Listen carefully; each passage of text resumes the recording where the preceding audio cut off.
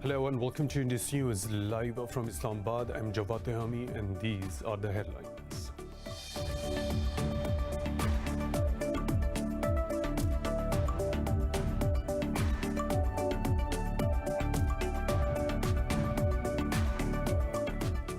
In France, police have raided the homes of dozens of Muslims following the beheading of a teacher who showed blasphemous cartoons to his pupils.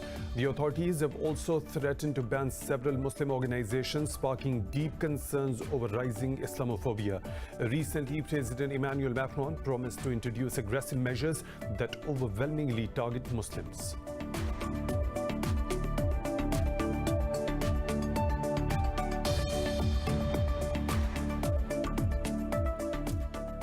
In occupied Kashmir, Indian troops have martyred a Kashmiri youth during a military operation in the Shopian district. Meanwhile, political parties rallied against the summoning of former Chief Minister Dr. Farooq Abdullah by Indian authorities. They accused the Indian government of intimidating Kashmiri leaders to silence dissent.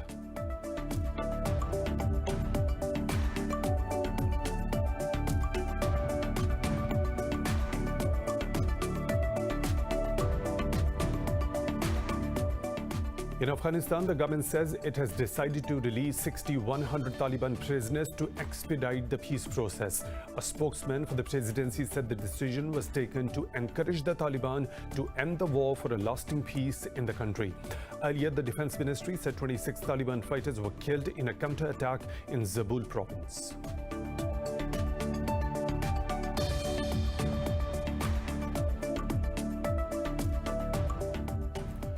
Thailand's Prime Minister Prayut Chan-o-cha has called on protesters to rally peacefully. He called for a special session of the parliament amid ongoing protests, calling for his resignation and reforms to the monarchy.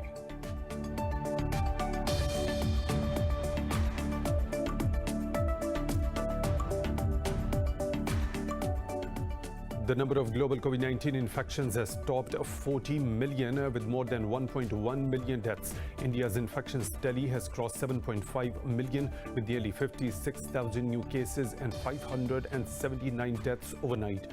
In Pakistan, 5 people lost their lives to the virus overnight, taking the death toll to 6,659.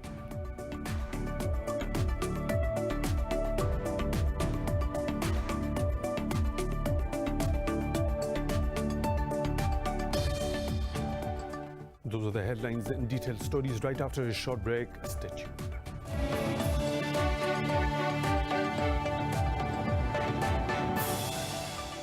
Welcome back, and now for the news in detail. In France, police have raided the homes of dozens of Muslims following the beheading of a teacher who showed blasphemous cartoons to his pupils in the country. The authorities have also threatened to ban several Muslim organizations, sparking deep concerns over rising Islamophobia in France. Recently, President Emmanuel Macron promised to introduce aggressive measures that overwhelmingly target Muslims. France has the largest Muslim population in Europe at around 5 million, mostly from North Africa. Kabul says it has decided to release 6,100 Taliban prisoners to expedite the peace process. The Afghan presidential spokesman said the decision was taken to encourage the Taliban to end the war and make a lasting peace. Siddiqui said the recent Taliban attacks show that the group has overlooked this generosity. Earlier, the defense ministry said 26 Taliban fighters were killed in a counterattack in Zabul province. It said a large amount of Taliban's ammunition and weapons were also destroyed. The ministry said 3 more Taliban fighters were killed in a separate attack in the Shamazai district. Taliban have not commented on the attack yet. Meanwhile, the US has dismissed Taliban's accusations of violating the Doha peace deal. US Special Envoy Zalmay Khalilzad said unfounded charges of violations and inflammatory rhetoric do not advance peace.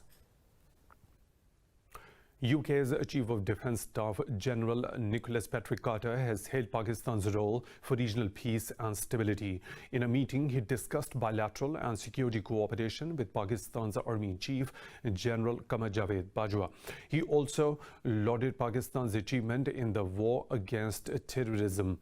Earlier, former Afghan Prime Minister Gulbuddin Hikmatyar met Foreign Minister Shah Mahmood Qureshi in Islamabad. They discussed the latest developments in the ongoing Afghan peace process. Hikmatyar is also scheduled to meet Prime Minister Imran Khan and President Arif Alvi during his 3-day stay in Pakistan. Indian troops have martyred another youth during a military operation in the Shopian district of occupied Kashmir. The valley has been under a curfew and communications blackout since New Delhi stripped its autonomy in August last year. Meanwhile, political parties rallied against the summoning of former Chief Minister Dr. Farooq Abdullah by Indian authorities. They accused the Indian government of intimidating Kashmiri leaders to silence dissent against its unilateral actions. Azerbaijan says it has liberated 13 more villages in the Karabakh region from the Armenian occupation. President Ilham Aliyev says Armenia has violated the ceasefire by using heavy artillery on Azeri residential areas. Aliyev says Azerbaijan's army retaliated befittingly and liberated several settlements. Both the sides have accused each other of violating the new truce in the disputed Nagorno-Karabakh region. United Nations Chief Antonio Guterres condemned attacks from both the sides and urged them to abide by the humanitarian truce. Earlier, Azerbaijan said the security forces shot down another Armenian warplane, the second in as many days. Meanwhile, Turkish President Recep Tayyip Erdogan has accused the US, Russia and France of providing military support to Armenia. More than 700 people have been killed in the fighting since it broke out on the 27th of September. The first ever passenger flight from the United Arab Emirates to Israel has landed near a Tel Aviv airport. An official welcoming ceremony for the flight was held on the tarmac. The UAE carrier Etihad says it has made history and this is only the beginning. In a tweet, it said Etihad has become the first Gulf airline to operate a passenger flight to Israel. Etihad previously only operated cargo flights to Israel, carrying aid for the Palestinians. Earlier, Israeli carrier El Al flew to Abu Dhabi in August with Israeli and the US government delegations on board. Israeli tourism, travel and media representatives will visit the UAE this week on the invitation of Abu Dhabi's tourism industry. Saudi King Salman bin Abdulaziz has ordered to restructure country's advisory council, Supreme Court and the highest religious body. State media said he appointed a new speaker and 2 deputies for the council, an influential advisory body. Under the orders, one of the 2 deputies appointed is a woman. The orders further seek a reformation of Council of Senior Scholars to be headed by Grand Mufti Sheikh Abdul Aziz Al Sheikh. King Salman also appointed a new Supreme Court chief, Khalid bin Abdullah Al Loidan. He also named Ghaib Muhammad Al Ghaib as a senior advisor to the royal court. U.S. Secretary of State Mike Pompeo has warned arms sales to Iran will breach UN resolutions and result in sanctions. This comes after Tehran said the long-standing UN embargo on arms trade with the Islamic Republic has expired. In a statement, Pompeo said the United States is prepared to use its domestic authorities. He said Washington will sanction any individual or entity involved in supply, sale or transfer of arms to and from Iran. Pompeo said nations that seek peace in the Middle East must refrain from arms transactions with Iran. He added, providing arms to Iran will put more dangerous weapons into the hands of terrorists and proxies. Tehran can now purchase weapons from any country and has hailed the expiration of the embargo as a diplomatic victory. Thailand's Prime Minister Prayut Chan-o-cha has called on protesters to rally peacefully. He called for a special session of the parliament amid ongoing protests, calling for his resignation and reforms to the monarchy. Meanwhile, pro-democracy activists rallied in Bangkok for yet another day despite a ban on large gatherings. Protesters say the Prime Minister engineered last year's election to keep power he seized in 2014 coup, an accusation he denies. Exit polls in Bolivia's high-stakes presidential elections have predicted a win for left-wing Luis Arce. The Supreme Electoral Court says the official results will be announced later this week. The polls indicate Arce, who is an ally of exiled former President Evo Morales, won 52.4% of the votes. They showed Carlos Mesa in second place with 31.5%. In his speech, Arce said Bolivia had recovered democracy and hope and vowed to build unity. In Argentina, exiled ex-president Evo Morales said his party's ballot counting system shows Arce will be the next president. He vowed to restore dignity and freedom to the people. The number of global COVID-19 infections is approaching 40 million with more than 1.1 million deaths. India's infections tally has topped 7.5 million with nearly 56,000 new cases and 579 deaths overnight. Just when countries thought they had managed to control the transmission of COVID-19, the virus has the world on the ropes again with the surging second wave. In the US, new cases are rising in almost every state as the country braces for a possible third peak. But new restrictions are increasing unpopular among the public. US President Donald Trump has continued his tirade against coronavirus-related curbs, making it even more difficult for state authorities. Under the Biden lockdown, the lights of Reno and Las Vegas were extinguished. Carson City will become a ghost town. If he comes in, Carson City will become a ghost town. And the Christmas season will be canceled. While recent data shows that the numbers in Latin America are dwindling, the effects of the pandemic are far-reaching than just death and disease. Europe is now the second hardest hit region after Latin America and the Caribbean, with over 250,000 deaths. France and the UK too are facing full-blown local transmission with tens of thousands of new cases every day. The situation is very adverse. There are areas of the country where people queue for 3 or 4 hours to get a plate of food from the community kitchens. The organizations are holding on at full strength since the beginning of the pandemic and without the increase of a single kilo of food by the state. Meanwhile, the global push for a WHO-approved vaccine continues. The information shared by drug companies show that an immunization is highly unlikely this year. In Pakistan, 5 more people have lost their lives to COVID-19 during the last 24 hours, raising the death toll to 6,659. The health ministry said 440 people tested positive overnight. The ministry said there are over 9,000 active COVID-19 cases in the country. It said out of over 323,000 countrywide cases, more than 307,000 have recovered so far. The ministry said over 141,000 cases have been detected in the Sindh province, while Punjab has reported over 101,000 cases. In the capital, Islamabad, over 18,000 have been infected so far. More stories to follow right after a short break. Stay tuned.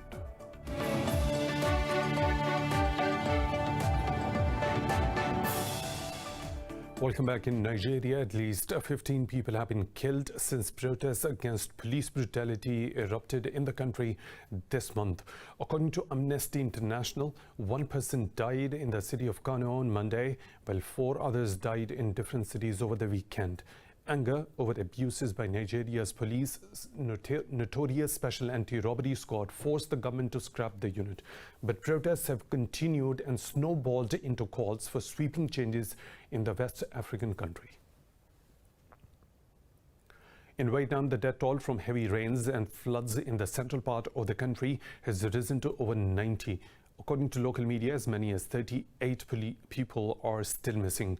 Vietnamese soldiers with heavy machinery and rescue dogs searched for the last remaining troops buried under a mudslide.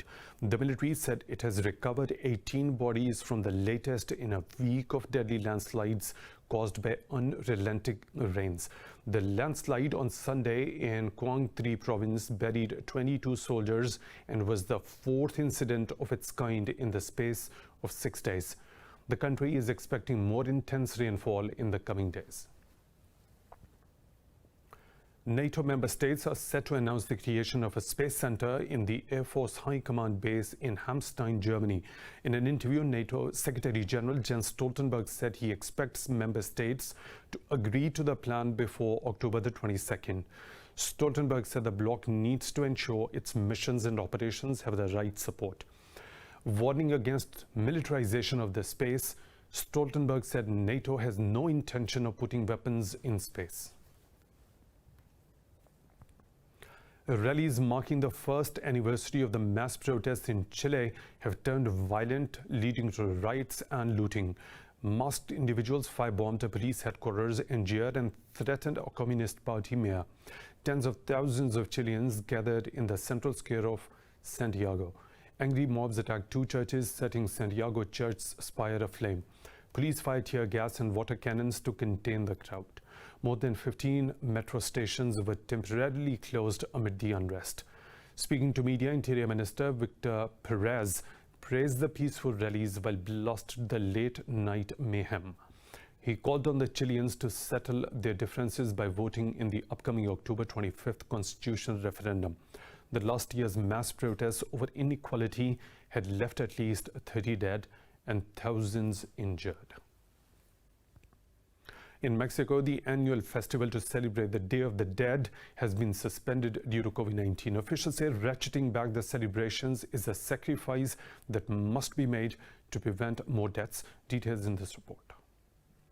If it's the Day of the Dead in Mexico, you are certain to see the bright orange flowers of the Mexican marigold, decorating streets, homes and cemeteries to honor the deceased loved ones. But that color will be dimmer this year as restrictions imposed to halt the spread of coronavirus will keep people inside. On the day, Mexicans keep alive a tradition that blends Catholic rituals with the pre-Hispanic belief that the dead return from the underworld. Cemeteries have also been closed to prevent the further spread of coronavirus.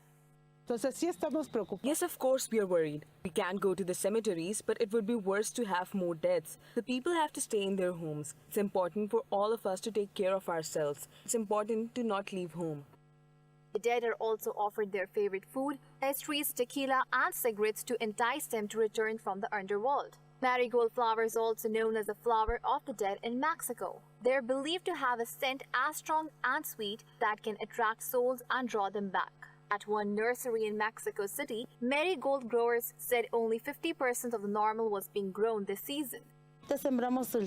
Right now, we planted 50% of what we plant every year. Why? Because we have suffered, because of the plants that we have been left with, which we have had to throw out. There have been many losses this year.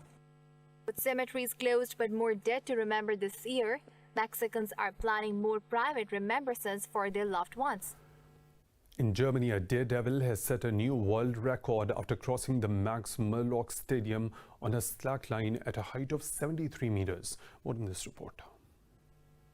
Slacklining is not for the faint-hearted, especially when it involves walking between the floodlights of a stadium. However, Jens Deck has done this, setting a new record by walking on the longest high line. Slackline or high line is a sport where we balance on a 25 mm wide flat rope. Here at the Max Morlock Stadium in Nuremberg, we train slackline over 230 meters from floodlight pole to floodlight pole and walk that at 73 meters height.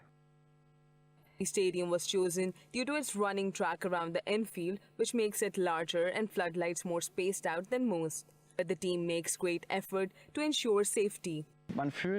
Everything is safeguarded. Several time overs, we can make sure that nobody comes to any harm here through a redundant system, overlaid with images of security measures and ropes. For some years now, the team stretches high lines from the Sierra Nevada to Brazil. Their balancing act in Nuremberg has raised the bar once more. The 21st Wuhan Motor Show has kicked off in central China. Some 400 exhibitors are participating in the 6-day event. This is the largest offline auto show of its kind since the Wuhan city was hit by COVID-19. Details in this report.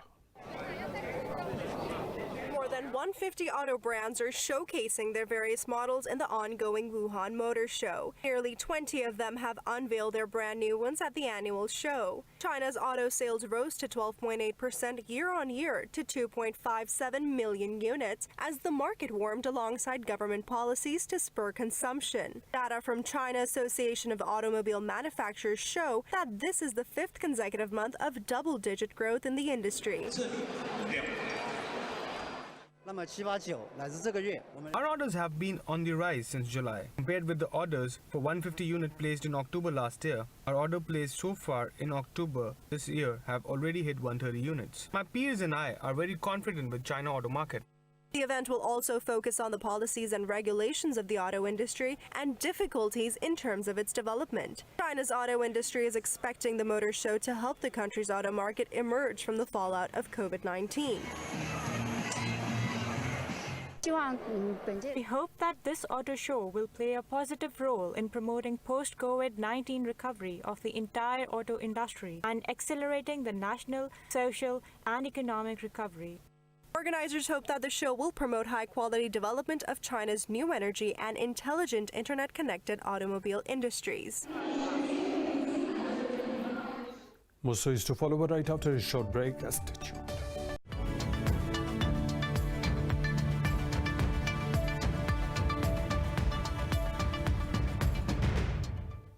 China's industrial output has risen by 6.9% in September as compared to the last year. Government data shows industrial output expanded for the sixth straight month, boosting the recovering economy. Beijing's National Bureau of Statistics said the robust investment and exports helped boost economic recovery. The world's second largest economy has recovered strongly, growing by 4.9% in the third quarter. China has seen more businesses resume production after measures to contain the spread of the coronavirus were lifted. Retail sales also edged up 3.3% last month from 2019, exceeding analysts' forecast. National Bureau of Statistics spokesperson Lu Ayua says the economy is moving towards stability. The GDP has returned to the positive territory in the first three quarters. The supply and demand have been improved gradually. The market vitality has increased. Employment and people's livelihoods have been better guaranteed. The national economy has continued to stabilize and recovered, and the social situation has remained stable. Fixed asset investment increased by 0.8% more in the first 9 months of the 2020 from the same period in 2019. Now moving on, US stocks have slipped as investors hoped for a stimulus deal from Washington, although a rising number of COVID-19 cases dampened sentiments. The Dow Jones Industrial Average is trading fractionally lower, while the S&P 500 declined as well.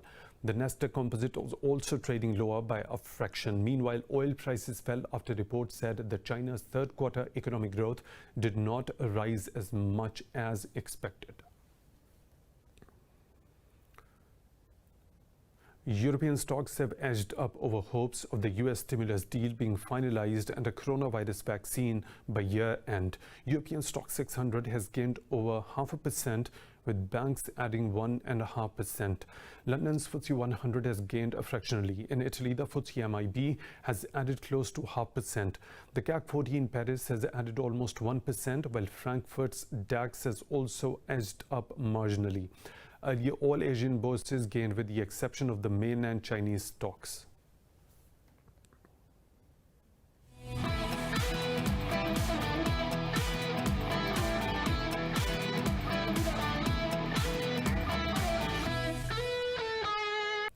Aston Villa beat Leicester City 1-0 in the English Premier League match. Villa have won their opening 4 top-flight games for the first time in 90 years. Midfielder Ross Barkley rifled a low shot into the bottom corner of the net. With the victory, Villa have got all 3 points and climbed to the second in the Premier League. In another clash, West Ham United scored late goals to draw 3-3 with Tottenham Hotspur in London. Spurs were 3-0 up within 16 minutes thanks to the goals from Harry Kane and Son Heung-min. 2 goals in the final moments gave Hammers hope before Manu Lanzini scored a stunner in injury time to level the score. In tennis, the Russian Andrei Rublev beat Croatia's Borna Djokovic 7-6 and 6-4 to lift the St. Petersburg Open trophy. Having won his fourth ATP title this year, Rublev is now tied with Novak Djokovic for most titles in 2020. The Russian emerged victorious after a tie-break. Despite being 2-5 down, Rublev was flawless on his serve and never gave Djokovic a breakpoint opportunity in the game. Russian third seed will now have to qualify for next month's ATP finals for the first time. Novak Djokovic, Rafael Nadal and Dominic Thiem have already qualified for the ATP finals.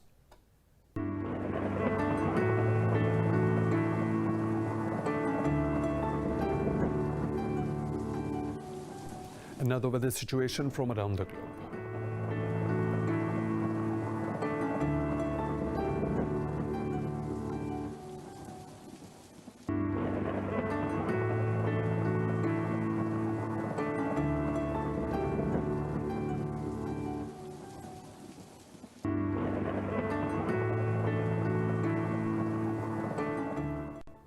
And that is all for now. For the latest updates, you can follow us on social media at Indus News.